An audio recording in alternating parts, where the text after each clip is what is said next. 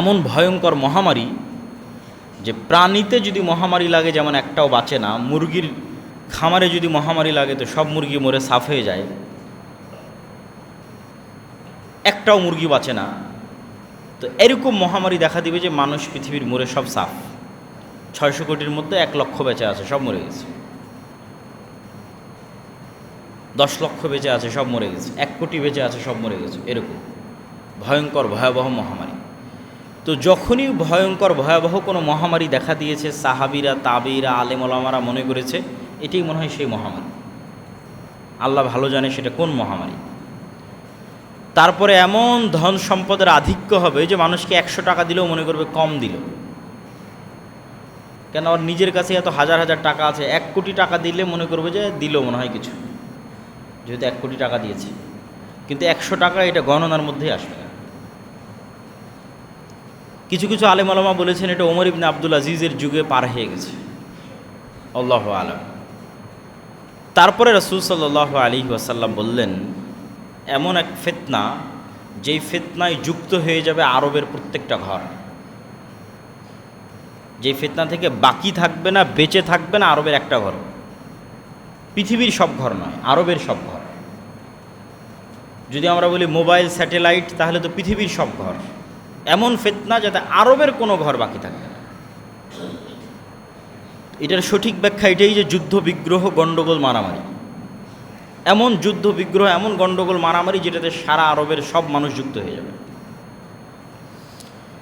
এটার সাপোর্টে আর একটা হাদিস তুলে ধরা যায়। রাসূল সাল্লাল্লাহু আলাইহি ওয়াসাল্লাম বললেন অচিরেই ফরাত নদী থেকে জিবালুদ যাহাব, স্বর্ণের পাহাড় বের হবে। এই স্বর্ণের পাহাড় নিয়ে আরবের মানুষ এমন ভয়ঙ্কর যুদ্ধে লিপ্ত হবে, তোমাদের সময় যদি এরকম কোনো ঘটনা ঘটে তোমরা খবরদার ওই স্বর্ণ নিয়ে মারামারিতে যুক্ত হবে না। এটা ফিতনা। স্বর্ণ মানে যদি প্রকৃত স্বর্ণ হয় তাও ঠিক। কেন? আজ থেকে 500 বছর আগের মানুষও বিশ্বাস করবে না যে মাটির নিচ থেকে এভাবে তেল বের হচ্ছে, আর সেই তেল দিয়ে আমরা বিমান চালাচ্ছি আর গাড়ি চালাচ্ছি। তাহলে মরুভূমির নিচে যে তেল আছে এটা যেমন মানুষ জানতো না, তো মরুভূমির নিচে যে পানির নিচে, সমুদ্র নদীর নিচে যে স্বর্ণ আছে এটা অজানা, অস্বাভাবিক নয়। আর যদি স্বর্ণ মানে দামি কিছু হয়, তো তেল তো অনেক দামি, স্বর্ণের চেয়ে দামি। মানুষ স্বর্ণের চেয়ে দামি না হলে পেট্রোল পাম্পে লাইন দিয়েছে, কত টাকায় বিক্রি করবেন, তত টাকা দিয়ে মানুষ কিনে নেবে। স্বর্ণের চেয়ে বেশি দামেও কিনে নেবে তেল। তো তেল নিয়ে মারামারিও হতে পারে, আল্লাহু আলাম। কিন্তু এমন এক ফিতনা যাতে আরবের প্রত্যেক ঘর যুক্ত হবে। সুম্মা হুদনাতুন বাইনাকুম ওয়া বাইনার রোম, তারপরে এমন একটা চুক্তি, যেই চুক্তি তোমাদের মধ্যে আর রোমানদের মধ্যে হবে। তো এই হাদিস যখন যে যুগের আলেম পড়েছে সে তার যুগ অনুযায়ী মিলাতে চেয়েছে। যেমন আজ থেকে 500 বছর আগে যদি কোনো আলেম এই হাদিস পড়ে, তো 500 বছর আগে ইসরায়েলও ছিল না, 500 বছর আগে আমেরিকাও ছিল না। তাহলে তার কল্পনায় তো আর আমেরিকা আসবে না, তার কল্পনায় তো আর ইসরায়েলও আসবে না। হ্যাঁ, ইউরোপ ছিল, তার কল্পনায় ইউরোপ আসতে পারে। তো তোমাদের মধ্যে আর রোমান খ্রিস্টানদের মধ্যে একটা চুক্তি হবে। এখানে এই খ্রিস্টান রোমান কারা? আমরা যদি এখন দেখি তাহলে এখন দেখতে পাই ইউরোপ দেখতে পাই, আমেরিকা দেখতে পাই, রাশিয়া দেখতে পাই। আল্লাহু আলাম কারা হবে তারা, যাদের সাথে মুসলমানদের চুক্তি হবে। কিন্তু এতটুকু নিশ্চিত, খ্রিস্টানদের সাথে মুসলমানদের চুক্তি হবে। খ্রিস্টানদের সাথে মুসলমানদের চুক্তির ভিত্তিতে 1/3 শত্রুর বিরুদ্ধে মুসলমানেরা যুদ্ধ করবে। এই তৃতীয় শত্রু কারা? ওই যে বললাম 500 বছর আগে যে হাদিস পড়েছে তার কাছে একরকম মনে হতে পারে, আজকে আমি পড়ছি আমার কাছে একরকম মনে হতে পারে, 500 বছর পরে যে পড়বে তার কাছে আর এক রকম মনে হতে পারে। 500 বছর পরে আমেরিকা, ইসরায়েল, চায়না, রাশিয়া নাও থাকতে পারে, অন্য কেউ আসবে, তখন সে হয়তো তার সাথে মিলানোর চেষ্টা করবে। কিন্তু এতটুকু নিশ্চিত যে খ্রিস্টান আর মুসলমানদের চুক্তি হবে, খ্রিস্টান আর মুসলমানেরা মিলে 1/3 শত্রুর বিরুদ্ধে যুদ্ধ করবে। ওই তৃতীয় শত্রু ইহুদিও হতে পারে, হিন্দুও হতে পারে, চাইনিজ, মায়ানমারের বৌদ্ধরাও হতে পারে। কারা আল্লাহ ভালো জানে কারা হবে। এই যুদ্ধে খ্রিস্টান এবং মুসলমানদের বিজয় হবে। বিজয় হওয়ার পর একজন খ্রিস্টান ক্রুশ উঁচিয়ে ধরে বলবে যে এটার কারণে বিজয় হয়েছে। তখন এক মুসলমান উঠে ওই ক্রুশকে ভেঙে দিবে, অন্য রেওয়ায়েতে আছে ওই ব্যক্তিকেই হত্যা করবে। তখন খ্রিস্টান আর মুসলমান আলাদা হয়ে যাবে। এই একটা বিষয়কে কেন্দ্র করে এরা এবার নিজেরা যুদ্ধে জড়িয়ে পড়বে। এই যে খ্রিস্টান এবং মুসলমানদের এই যুদ্ধই হচ্ছে পৃথিবীর সবচেয়ে ভয়ঙ্কর এবং ভয়াবহ যুদ্ধ। এই যুদ্ধটাই হচ্ছে মালহামাল কুবরা, এই যুদ্ধটাই হচ্ছে বাইবেলে বলা আর্মাগেড্ডন, পৃথিবীর ইতিহাসের সবচেয়ে ভয়ঙ্কর রক্তক্ষয়ী যুদ্ধ। এটা এখন হবে। এই যে খ্রিস্টানরা আলাদা হয়ে গেল, মুসলমানরা আলাদা হয়ে গেল, এরা এখন মুখোমুখি। রাসূল সাল্লাল্লাহু আলাইহি ওয়াসাল্লামের বর্ণনা অনুযায়ী সেই দিন খ্রিস্টানদের পদাতিক সোলজার বাহিনীর ফাইটারের সংখ্যা হবে 9,65,000, প্রায় 10 লক্ষ। আর যুদ্ধটা হবে সিরিয়া এবং তুরস্কের সীমান্তবর্তী অঞ্চলে। আর এই যুদ্ধে মুসলমানেরা 3 ভাগে বিভক্ত হয়ে যাবে। এক ভাগ যুদ্ধের মাঠ থেকে পালিয়ে যাবে। যুদ্ধের মাঠ থেকে পালানো এমনি কবিরা গুনাহ, মানে ইসলামের কবিরা গুনাহের যদি আমরা শীর্ষ 10 কবিরা গুনাহের লিস্ট করি, শীর্ষ 10, তাহলে শীর্ষ 10-এর একটা হবে জিহাদের মাঠ থেকে পালানো। 1 নম্বরে যদি থাকে শিরক, 2 নম্বরে পিতামাতার অবাধ্যতা, 3 নম্বরে নিজের সন্তানকে হত্যা করা দারিদ্রতার ভয়ে, 4 নম্বরে প্রতিবেশীর স্ত্রীর সাথে জেনায় লিপ্ত হওয়া। এইভাবে সিরিয়াল যদি নিচে আসতে থাকে, তো শীর্ষ 10টার মধ্যে একটা আসবে জিহাদের মাঠ থেকে পালানো। কিন্তু প্রত্যেক কবিরা গুনাহের তওবা আছে, প্রত্যেক কবিরা গুনাহের তওবা আছে, শিরকেরও তওবা আছে। যত সাহাবী মুসলমান হয়েছে সব তো শিরক থেকেই মুসলমান হয়েছে। যত মানুষ হিন্দু থেকে মুসলমান হয়েছে, তো শিরক থেকে মুসলমান হয়েছে। তো শিরকেরও তওবা আছে যতক্ষণ শ্বাস আছে। তাহলে আমরা যে এতদিন জেনে আসলাম শিরক করলে ক্ষমা হয় না, শিরক করলে কখন ক্ষমা হয় না? কিয়ামতের মাঠে আল্লাহ মানুষের এমনও গুনাহ মাফ করে দিবে যেই গুনাহের জন্য মানুষ ক্ষমাই চায়নি। বলেন আল্লাহু আকবার। কিয়ামতের মাঠে আল্লাহ বান্দার এমনও গুনাহ ক্ষমা করে দিবে যার জন্য সে ক্ষমাও চায়নি। আল্লাহ ডেকে বলবে, এই গুনাহ করেছো? বলে হ্যাঁ করেছি। যাও, তোমাকে ক্ষমা করে দিলাম। ওই দিন আল্লাহ সুবহানাহু ওয়া তাআলা এই যে স্বেচ্ছায় মানুষকে ক্ষমা করে দিচ্ছেন, যে লাওয়াতাই তুমুনি বিকরাবিল আরজি খাতায়া, আসমান জমিন পরিপূর্ণ গুনাহ নিয়ে যদি উপস্থিত হও, তাহলে আমি আল্লাহ আসমান জমিন পূর্ণ ক্ষমা নিয়ে উপস্থিত হব। ওই দিন সব ক্ষমা করে দেবো যদি শিরক না থাকে। ওটা হলো ওই দিন। মানে কেউ যদি শিরক মুক্ত অবস্থায় পৃথিবী থেকে মৃত্যুবরণ করে, অথবা শিরক করে থাকলে দুনিয়াতেই তওবা করে নেয়, যতক্ষণ শ্বাস আছে ততক্ষণ সব গুনাহের ক্ষমা আছে, শিরকেরও ক্ষমা আছে। শিরক করেছে, তওবা করে নেবে। তাহলে এবার অন্য আর যে গুনাহগুলো আছে ছোটোখাটো, যেগুলোর জন্য বিপদে পড়তে পারে, এগুলো আল্লাহ চাইলে স্বেচ্ছায় কিয়ামতের মাঠে ক্ষমা করে দিয়ে তাকে জান্নাতে দিয়ে দিতে পারেন। কিন্তু কিয়ামতের মাঠে আল্লাহ ক্ষমা করবেন না, সেটা হলো শিরক। স্বেচ্ছায় ক্ষমা করবেন না, সেটা হলো শিরক। কিন্তু তওবা সব গুনাহের আছে, শিরকেরও আছে যতক্ষণ শ্বাস আছে।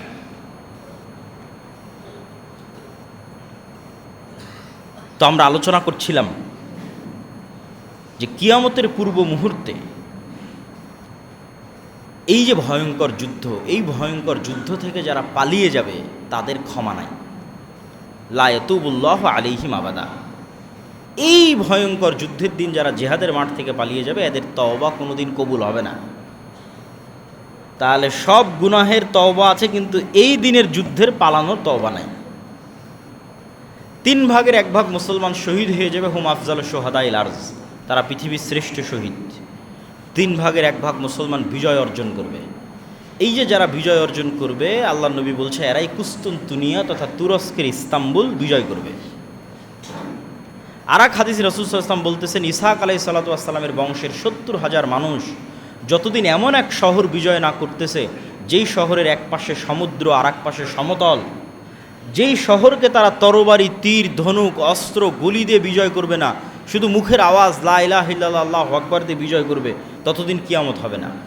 তো কোনো ব্যাখ্যাকার লিখেছেন যে এই যে ভয়ঙ্কর যুদ্ধ হলো সিরিয়া এবং তুরস্কের সীমান্তবর্তী অঞ্চলে, এই যুদ্ধের পরে মুসলমানদের যে বিজয় অভিযান চলতে থাকবে, কেননা 10 লক্ষ খ্রিস্টান এখানে খতম হয়ে গেছে, খ্রিস্টানদের শক্তি শেষ, এখন আর কোনো বাধা নাই। এই যে মুসলমানদের বিজয় অভিযান চলবে, এই বিজয় অভিযানে প্রথম বিজয় হবে কুস্তুনতুনিয়া, তুরস্কের ইস্তাম্বুল।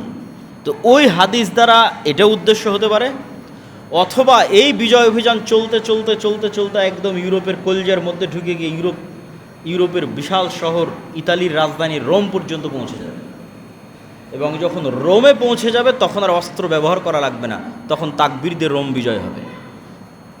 ওইটাও হতে পারে। তো এই কুস্তুনতুনিয়া বিজয় অথবা ইতালির রাজধানী রোম বিজয়, এই দুইটার কোনো একটা বিজয়ের পরে শয়তান মিথ্যা চিৎকার করে বলবে দাজ্জাল তোমাদের বাড়িতে ঘরে ঢুকে গেছে। তবে এখানে তার আগে আরেকটা তথ্য শুনে নিই, এই যুদ্ধে কেমন মানুষ মারা গেছে। এই যুদ্ধে এত মানুষ মারা গেছে যে পাখি 1 মাস আকাশে উড়লে লাশের সারি শেষ হবে না। এত মানুষ মারা গেছে যে গনিমতের মাল ও মালের ওয়ারিস কেউ থাকবে না, যে আমি যদি গনিমতের মাল পাবো তো আমার বংশে কেউ বেঁচে নাই, তো কে ওয়ারিস হবে? মানুষ যে মারা গেছে তার যে সয় সম্পত্তি রেখে গেছে, কে ওয়ারিস হবে? এবার পুরো বংশে যদি 100 জন থাকে তো মাত্র একজন বেঁচে থাকবে। এই ভয়ঙ্কর ভয়াবহ যুদ্ধ হচ্ছে সেই যুদ্ধ। এই যুদ্ধের আরেকটা তথ্য রাসূল সাল্লাল্লাহু আলাইহি ওয়াসাল্লাম বলেছেন যে এই যুদ্ধে ইয়াখরুজু খিয়ারু আহলিল আরজ মিনাল মাদিনা, এই যুদ্ধে তৎকালীন বিশ্বের সবচেয়ে আল্লাহওয়ালা তাকওয়াবান পরহেজগার মানুষেরা মদিনা থেকে বের হয়ে আসবে সিরিয়ার এই যুদ্ধে অংশগ্রহণ করার জন্য। যাদেরকে রোমান খ্রিস্টানরা বলবে তোমাদের সাথে তো আমাদের কোনো সমস্যা নেই, তোমরা কেন এই যুদ্ধে অংশ নিচ্ছ, তারা বলবে আমরা আমাদের সিরিয়ার ভাইদের একাই ছেড়ে দিতে পারি না, এই জন্য আমরাও এই যুদ্ধে অংশ নেব। তথা মদিনা এবং সিরিয়ার মানুষেরা হবে এই বিশাল মুজাহিদ বাহিনীর একটা বড় অংশ, সিরিয়ার মানুষ এবং মদিনার মানুষ। তো এই যে যুদ্ধের পরে খ্রিস্টানদের যে পরাজয় হয়ে গেল, এদের তো আর কিছু বাকি নাই।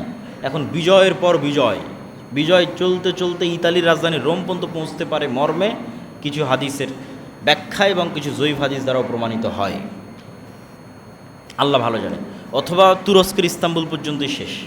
তুরস্কের ইস্তাম্বুল হোক অথবা ইতালির রাজধানী রোম হোক, শয়তান যখন আকাশ থেকে চিৎকার করে বলবে তোমাদের বাড়িতে দাজ্জাল প্রবেশ করেছে, তখন এই মুমিন মুজাহিদরা হতভম্ব হয়ে যাবে, কেন এটা পৃথিবীর সবচেয়ে বড় ফিতনা দাজ্জালের আগমন। তখন তারা দাজ্জাল সত্যি এসেছে কি না এই ভয়ঙ্কর শকিং নিউজে যুদ্ধ বাদ দিয়ে, বিজয় অভিযান বাদ দিয়ে আবার ফিরে আসবে সিরিয়াতে। তো এখনও দাজ্জাল বের হয়নি, কিন্তু সিরিয়ার রাজধানী দামেশকে ফিরে আসতে আসতে দাজ্জাল সত্যি বের হয়ে যাবে, দাজ্জাল সত্যি সত্যি প্রকাশ পাবে।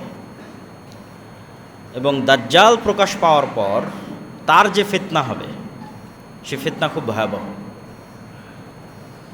রাসূল সাল্লাল্লাহু আলাইহি ওয়াসাল্লাম বললেন তার গতি হবে কাগাইসিন ইস্তাদবারাতহুর রিহ, আকাশের ঝড় বৃষ্টি হলে মেঘমালার গতি যেমন থাকে তেমন। তার পৃথিবীতে বসবাস হবে 40 দিন, একদিন 1 বছর, দ্বিতীয় দিন 1 মাস, তৃতীয় দিন 1 সপ্তাহ। এবং সে যেই অঞ্চল দিয়ে যাবে, যে অঞ্চলের মানুষ ঈমান আনবে, তাদের ধন সম্পদ মৌমাছি যেভাবে মধুর চাকের পিছনে ছোটে, ধন সম্পদ টাকা পয়সা ওই এলাকার মানুষের পিছনে ওইভাবে ছুটবে, আরামায়েশ। আর যারা ঈমান আনবে না তাদের কোনো খাবারই থাকবে না, যেহেতু জমিনও ফসল উৎপাদন করবে না, সেহেতু পাতাও থাকবে না। তো কি খাবে? এরকম কাঠ, তীর ধনুক কাঠ, এগুলো চাবিয়ে চাবিয়ে এগুলোর মধ্যে থেকে যদি কোনো রস বের হয় সেটা তখন মানুষ খাবে। এটা হচ্ছে আমার হাদিস।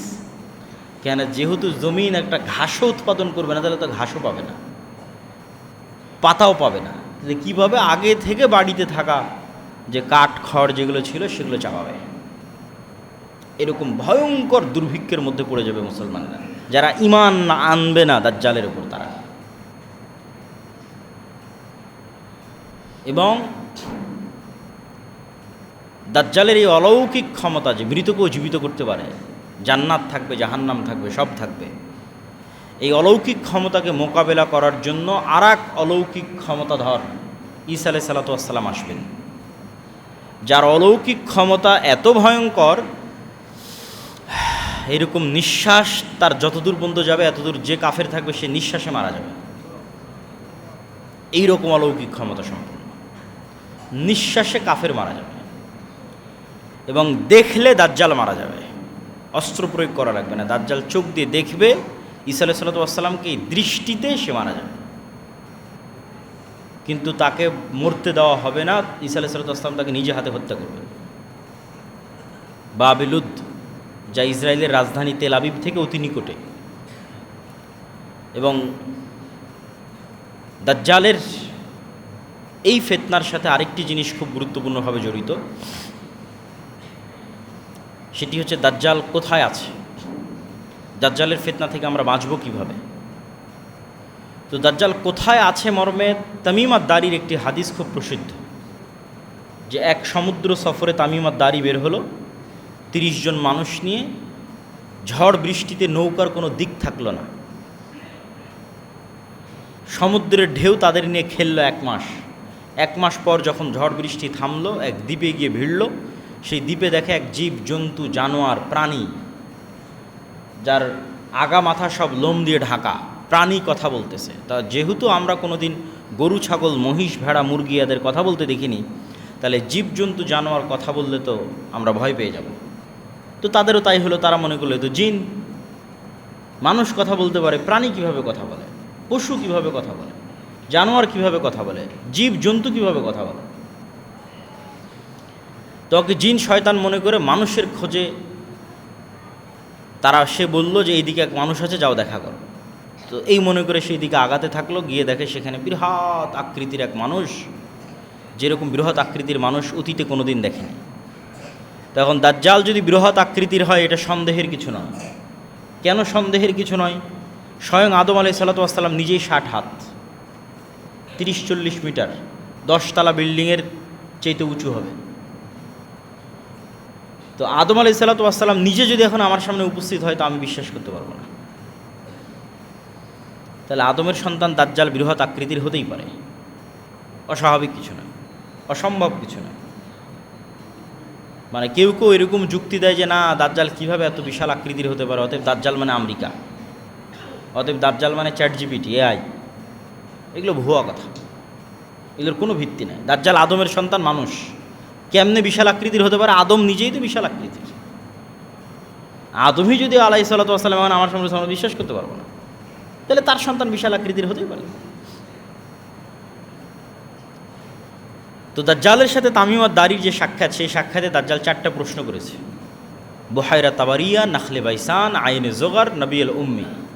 বহায়রা তাবারিয়া, Lake of Tiberias, Sea of Galilee, এটা ইসরায়েলের সীমানার মধ্যে। এখন বাইবেলের বর্ণনা অনুযায়ী ইউরোপ আমেরিকার সব খ্রিস্টান এই সমুদ্র বা এই লেক, এই হ্রদ, এই খাল, এই বিল দেখতে আসে।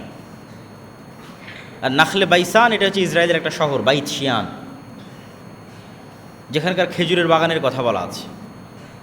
আর আইনে জোগার, এটা হচ্ছে ডেড সি, জর্ডানের সীমানার কাছে ডেড সির অতি নিকটে একটা জায়গা, স্প্রিং অফ জোয়ার, যেটাও বাইবেলের বর্ণনা অনুযায়ী লূত আলাইহিস ইসলামকে যেখানে আশ্রয় দেওয়া হয়েছিল সেটা। ফলত এটাও খ্রিস্টানদের কাছে খুব পবিত্র, খ্রিস্টানরা এটাও দেখতে আসে। তো এই 3টা প্রশ্ন করেই দাজ্জাল কি বলছে, 3টার সাথে পানির কানেকশান আছে। পানির সাথে দাজ্জালের কি রহস্য আল্লাহ ভালো জানে। সি অফ গ্যালিলি, সেটাও পানি। নাখলে বাইসানে মানুষ পানি দিয়ে খেজুর চাষ করে কিনা, ওখানেও পানি। আর আইনে জোগারে পানি আছে কিনা, এটাও পানি। আর 3টে দিয়ে দাজ্জাল বললো যে এগুলো সব বাদ হয়ে যাবে, থাকবে না। ওই সি অফ গ্যালিলিতেও পানি থাকবে না, এটাতেও পানি থাকবে না, ওই নাখলে বাইসান ওখানেও খেজুর চাষ হবে না। এখন কেউ কেউ মনে করে যে দাজ্জাল আসার আগেই মনে হয় এগুলোর পানি কমে যাবে, কিন্তু আর এক হাদিসে দেখা যাচ্ছে, ইয়াজুজ মাজুজের হাদিসে, যে ইয়াজুজ মাজুজ পৃথিবীতে এসে সবার আগে এই Sea of Galilee, Lake of Tiberias, এটার পানি খাবে। তো পানি যদি দাজ্জাল আসার আগেই শেষ হয়, তাহলে ইয়াজুজ মাজুজ পানি কই পাবে? তাহলে দাজ্জাল যে বললো পানি শেষ হয়ে যাবে, তো ইয়াজুজ মাজুজ খাওয়ার মাধ্যমে শেষ হয়ে যেতে পারে। এটা নিশ্চিত করে বলা যাবে না যে দাজ্জাল আসার আগেই শেষ হবে, এটা বলা যাবে। শেষ হবে একদিন না একদিন, ওই যে ইয়াজুজ মাজুজ আসে যখন পানি খাবে তখন শেষ হয়ে যাবে, আল্লাহ ভালো জানে।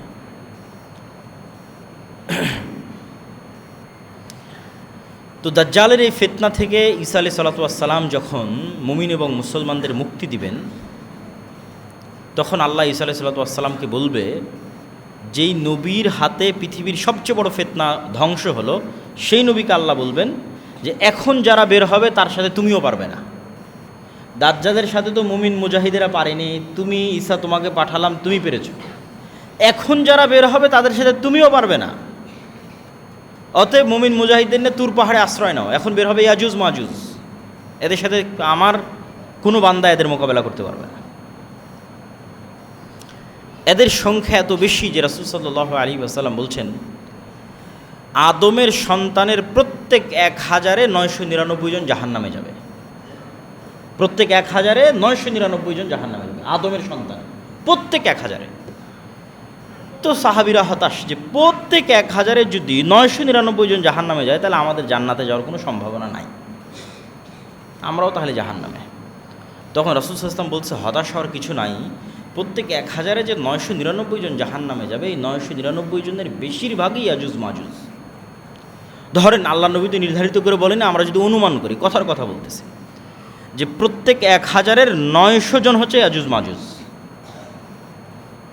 আর বাকি 100 জন হচ্ছে স্বাভাবিক মানুষ।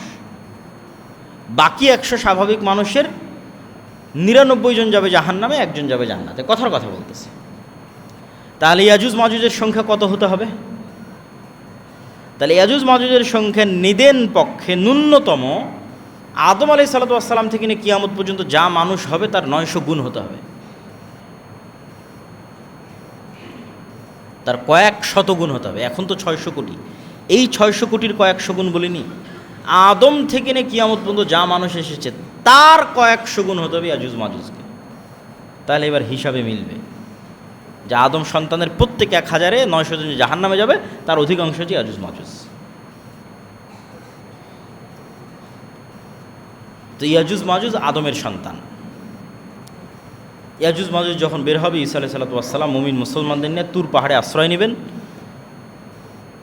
তো তুর পাহাড়ে যখন আশ্রয় নেবেন, তখন আবার সেম দাজ্জালের মতো বিপদ, খাবার নাই, চাষাবাদ নাই, ফল ফলাদি নাই। ওই বিপদে পড়ে আবার তারা কান্নাকাটি করবে আল্লাহর কাছে, আল্লাহ বিপদ থেকে উদ্ধার করেন। ঈসা আলাইহিস সালামও কান্নাকাটি করবেন। তখন আল্লাহ বিশেষ এক রোগে আক্রান্ত করে ইয়াজুজ মাজুজকে ধ্বংস করবেন। ধ্বংসের বর্ণনা হাদিসে এভাবে আছে, কামাউতি নাফাসিন ওয়াহিদ। একটা মানুষ মারা গেলে যেমন হয়, লক্ষ লক্ষ কোটি কোটি ইয়াজুজ মাজুজ এরকম একবারে একসাথে at a second, at a moment মারা যাবে। কেউ আগে কেউ পরে হবে না, একসাথে সব 1 সেকেন্ডে শেষ।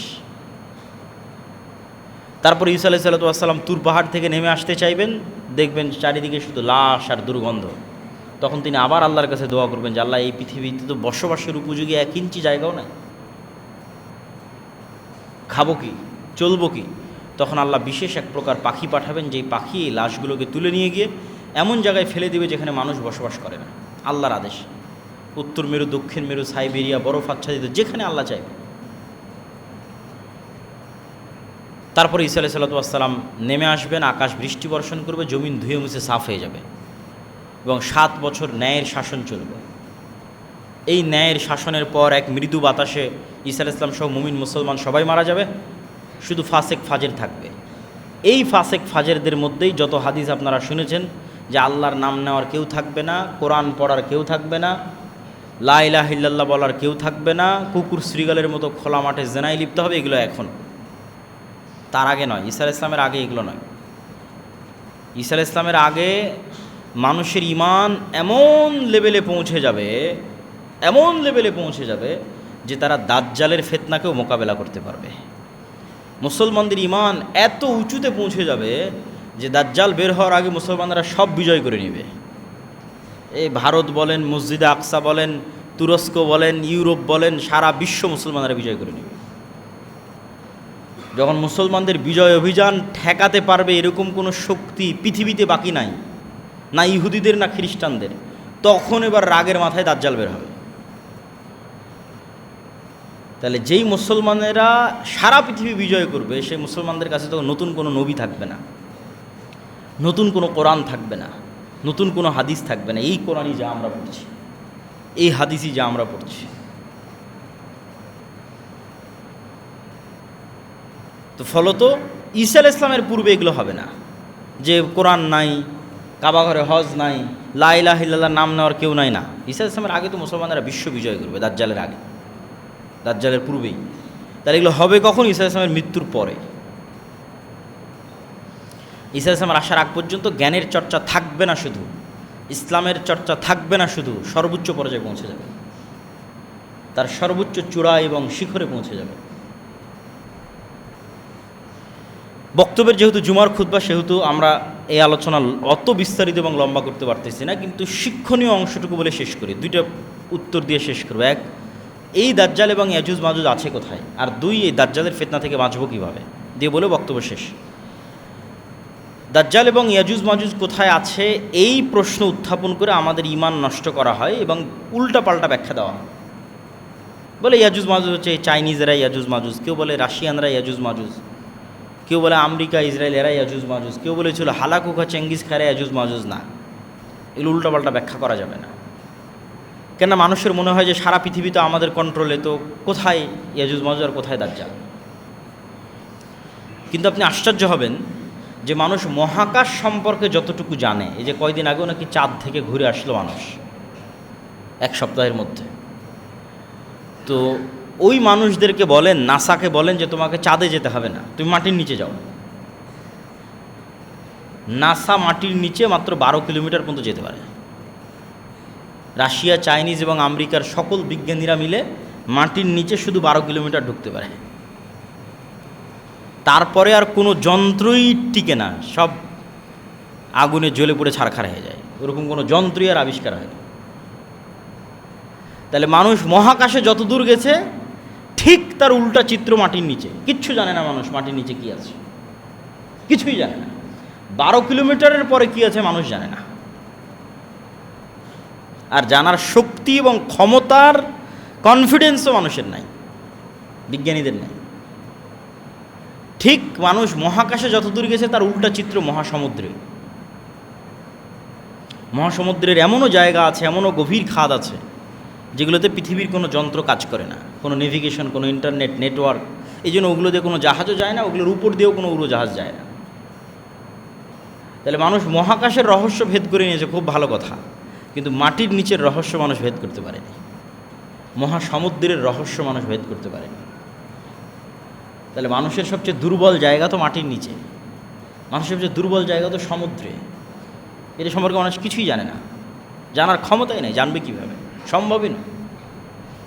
তাহলে সব আমার কন্ট্রোলে, এটা ভুল কথা। অতএব আল্লাহ সুবহানাহু তাআলা আলা কুল্লি শাইইন কাদির। আমাদের এখানে এই মসজিদে এখন ফেরেশতারাও আছে, তো আমরা দেখতে পাচ্ছি। আল্লাহ চাইলে এভাবেও আড়ালে রাখতে পারে দাজ্জাল ইয়াজুজ মাজুজকে, ফেরেশতা এবং জিনকে যেভাবে আড়ালে রেখেছে। আর এর হাজারো প্রমাণ সৃষ্টিজীবে আছে। কুকুর, আমার এই দাড়ি কালো, এটা কুকুর দেখতে পায় না, তাহলে ও আমাকে চিনে কীভাবে? আমার গন্ধে। এই মসজিদের মধ্যে যেটা পাখি ঢুকে, তাহলে ওই ফাঁকগুলো বের করতে পারবে না, দেওয়ালের সাথে কাঁচের সাথে বাড়ি খাবে। সাপ আপনাকে ভিন্নভাবে দেখে, আপনি যেভাবে সাপকে দেখতেছেন আর আপনি আর এক মানুষের সাপও হবে না। তো এরকম আমরা ফেরেশতা এবং জিনকে দেখতে পাচ্ছি না, ওরা আমাদের দেখতে পাচ্ছে। এটা একটা লেভেল, যেটাকে বিজ্ঞানীরা বলছে ডাইমেনশন। যাক, ওই ব্যাখ্যা বাদ। তো আল্লাহ সুবহানাহু ওয়া তাআলা সকল কিছুর উপর ক্ষমতা পান। ফেরেশতা এবং জিন যেভাবে আছে সেভাবেও রাখতে পারেন, যেখানে আল্লাহ সুবহানাহু ওয়া তাআলা ভালো মনে করছেন সেখানে রাখতে পারেন, এবং সবশেষ আরেকটা হতে পারে আল্লাহ অন্য পৃথিবীতেও রাখতে পারেন। কেন আল্লাহ সুবহানাহু ওয়া তাআলা 7 আসমান এবং 7 জমিনের কথা কোরআনে বলেছেন, এবং 7 আসমান বানাতে আল্লাহর যা সময় লেগেছে 7 জমিন বানাতে আল্লাহর সেম সময় লেগেছে। তাহলে 7 আসমান যত বড়, 7 জমিনও তত বড়। এই জন্য অন্য জমিনেও আল্লাহ সুবহানাহু ওয়া তাআলা যদি রাখেন ইয়াজুজ মাজুজকে এবং দাজ্জালকে, তো এটা অসম্ভব, অস্বাভাবিক, ইম্পসিবল নয়। কিন্তু রেখেছেন অন্য জমিনে, এটাও নিশ্চিত করে বলা যাবে না। কিন্তু নাই অন্য জমিনে, এটাও বলা যাবে না। দাজ্জালের ফিতনা থেকে বাঁচবেন কিভাবে? দাজ্জালের ফিতনা থেকে বাঁচার ক্ষেত্রে বেশিরভাগ সময় সূরা কাহফের কথা বলা হয়েছে। সূরা কাহফে 4টা ব্যতিক্রম ঘটনা আছে। একটা ঘটনা তো আসহাবে কাহফ গর্তের মধ্যে হারিয়ে গেল। একটা ঘটনা জুলকারনাইন ইয়াজুজ মাজুজকে দেওয়াল দিয়ে ঘিরে দিল, এগুলো সূরা কাহফের ঘটনা। একটা ঘটনা মুসা আর খিজির আলাইহিস সালাতু ওয়াস সালামের ঘটনা। আর একটা ঘটনা 2 ভাইয়ের বাগান এক রাতের মধ্যে নিমিষে ধ্বংস হয়ে যাবে। এই 4টা গুরুত্বপূর্ণ ঘটনা সূরা কাহফে আছে। এই 4টা ঘটনার সারমর্ম শিক্ষা যা, ওঠেই মানুষকে দাজ্জালের ফিতনা থেকে বাঁচাতে পারবে। তো খিজির আলাইহিস সালাতু ওয়াস সালামের ক্ষেত্রেও অনেক গবেষক প্রশ্ন উত্থাপন করেছে। কেন নিশ্চিত জ্ঞান তো কারো কাছে নাই, এই জন্য নিশ্চিত দাবি করা যাবে না, কিন্তু প্রশ্ন অবশ্যই করা যায়। প্রশ্নটা কি? যে খিজির আলাইহিস সালাতু ওয়াস সালাম যদি পৃথিবীরই হতেন তাহলে আল্লাহ মুসা আলাইহিস সালামকে বলে দিতেন অমুক গ্রামে অমুক শহরে অমুক দেশে যাও খিজির আছে। এইভাবে আল্লাহ সুবহানাহু ওয়া তাআলা ঠিকানা না দিয়ে বললেন মৃত মাছ ভেজে ব্যাগে নিয়ে নাও, সমুদ্রের ধার দিয়ে হাঁটতে থাকো, যেখানে ওই মাছ জীবিত হয়ে সমুদ্রে চলে যাবে ওখানে পাবা। আবার যখন খিজির আলাইহিস সালাতু ওয়াস সালামকে পেলেন, খিজির আলাইহিস সালাম সালাম, কী ব্যাপার দুনিয়াতে সালাম কে দেয়? জান্নাতের সালাম। তুমি কোন মুসা? আমি নবী মুসা। তারপরে এমন সব অ্যাবনর্মাল ঘটনা ঘটতেছে যেগুলো পৃথিবীর ফিজিক্সে সম্ভব নয়। যেমন ওই মাছের জীবিত হয়ে সমুদ্রে যাওয়া ফিজিক্সে সম্ভব নয়, পৃথিবীর ল রেগুলেশনে। ঠিক এটাও সম্ভব নয় যে আপনি দেখবেন এই বাচ্চাটা বড় হয়ে ভবিষ্যতে তার বাপ মাকে হত্যা করবে, তাই অতীতে আমি ওই বাচ্চাকে জবাই করে দিচ্ছি। এটা খিজির আলাইহিস সালাতু ওয়াস সালাম মুসা আলাইহিস সালামের সামনে করেছে। তো খিজির আলাইহিস সালাতু ওয়াস সালাম এই পৃথিবীরই, এটা যেমন নিশ্চিত করে বলা যাবে না, ঠিক এটাও বলা যাবে না যে খিজির আলাইহিস সালাতু ওয়াস সালাম অন্য পৃথিবীর নন, এটাও বলা যাবে না। তো সূরা কাহফের যে ঘটনাগুলো আছে এই ঘটনাগুলোর সুরাহা পৃথিবী যখন ধ্বংস হবে, দাজ্জাল, ইমাম মাহদী, ইয়াজুজ মাজুজ যখন বের হবে তখন হয়ে যাবে। এই জন্য সূরা কাহফের কথা বারবার বলা আছে। সূরা কাহফে ইয়াজুজ মাজুজের কথা আছে, জুলকারনাইন ইয়াজুজ মাজুজকে বন্দী করে আসছে, ওগুলো মানুষ মিলাতে পারবে। এবং আল্লাহ সুবহানাহু ওয়া তাআলার সুন্নাত এমনই যে আল্লাহ সুবহানাহু ওয়া তাআলা যখন কোনো কিছু ঘটান মোজেজা ছাড়া সব কিছু কোনো না কোনো একটা কারণের মাধ্যমে হয়, সিস্টেমে হয়। ইউসুফ আলাইহিস সালাতু ওয়াস সালামকে জেল থেকে বের করবেন, তাই জিবরাইল এসে জেলখানার মধ্যে থেকে বের করে নিয়ে যায় দিল, এটা না। কোনো একটা ঘটনা ঘটতেছে, ঘটনার প্রেক্ষাপটে ইউসুফ আলাইহিস সালাম জেল থেকে বের হচ্ছে। ইউসুফ আলাইহিস সালাতু ওয়াস সালামকে কুয়া থেকে উঠাতে হবে, তাই ফেরেশতা কুয়া থেকে উঠিয়ে দিল, এটা না। কোনো একটা ঘটনার প্রেক্ষাপটে ইউসুফ আলাইহিস সালাম কুয়া থেকে উঠতেছে। সাধারণত আল্লাহর সুন্নাত এমনই, মুজিজা যেগুলো ঘটে সেগুলোর কথা বাদ দিলে। তো সেক্ষেত্রে দাজ্জাল আসলে একদিন 1 বছর হবে, একদিন 1 মাস হবে, একদিন 1 সপ্তাহ হবে, এটা এমনিই হবে, এটা আল্লাহর সুন্নাতের সাথে যায় না। বরং কোনো ঘটনাক্রমে হবে, কোনো ঘটনার ধারাবাহিকতায় হবে, এটাই সুন্নাতের সাথে যায়। সেই ঘটনা এমন ভয়াবহ ঘটনা যে ওই ঘটনার চাপ সামাল দিতে সূর্য আর পৃথিবীর স্বাভাবিক হতে সময় লাগবে, একদিন লাগবে 1 বছর, একদিন লাগবে 1 মাস, একদিন লাগবে 1 সপ্তাহ, তারপরে এরা স্বাভাবিক হতে পারবে, আবার আগের 24 ঘন্টার যে দিন রাত সেটাতে ফিরে যেতে পারবে। ঘটনা এত ভয়াবহ ঘটেছে যেই ঘটনার ভয়াবহতার পাল্টা প্রতিক্রিয়া সামাল দিতে এখন একদিন হবে 1 বছর, একদিন হবে 1 মাস, একদিন হবে 1 সপ্তাহ, তারপর আবার স্বাভাবিক অবস্থায় ফিরে গেছে। সেই ঘটনা কি সেটা আমরা জানি না, কিন্তু সেটা ভয়ঙ্কর ব্যতিক্রম কোনো ঘটনা। যদি ওইভাবে হয় তাহলে আল্লাহর সুন্নাতের সাথে মিলে। আল্লাহ সাধারণত এইভাবেই ঘটান।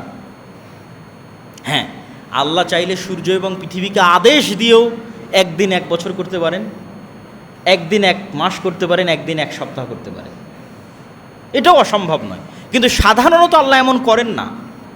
সাধারণত কোনো ঘটনার ধারাবাহিকতায়, পরিপ্রেক্ষিতেই, প্রেক্ষাপটে এগুলো ঘটতে থাকে। ফলত দাজ্জালের আগমনের সাথে সংশ্লিষ্ট যে বিষয়গুলো, এই বিষয়গুলো সূরা কাহফের যে ব্যতিক্রম ঘটনাগুলো আছে এগুলোর চাইতেও ব্যতিক্রম। মানে আপনি দাজ্জালের ঘটনার উপর বলবেন যে আমি ঈমান আনতে পারতেছি না, তাহলে এগুলো তো আল্লাহ অতীতে ঘটেছে বলতেছে।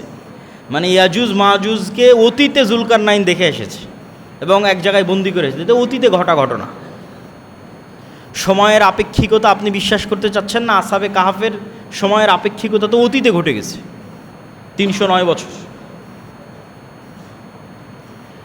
তো সূরা কাহফের এই ঘটনাগুলোর প্রতি আমাদের ঈমান যত মজবুত হবে, আমাদের বিশ্বাস যত মজবুত হবে, পরকালের প্রতি আমাদের ঈমান যত মজবুত হবে, এবং সবচেয়ে বড় কথা যেটা বলে বক্তব্য শেষ করে দেবো, খুতবা শেষ করে দেবো, ঈসা আলাইহিস সালামের আগমন, দাজ্জালের আগমন, ইমাম মাহদির আগমন, ইয়াজুজ মাজুজের আগমন, এগুলোর চেয়েও বড় ঘটনা হচ্ছে কোরআন এবং মুহাম্মদ সাল্লাল্লাহু আলাইহি ওয়াসাল্লামের আগমন।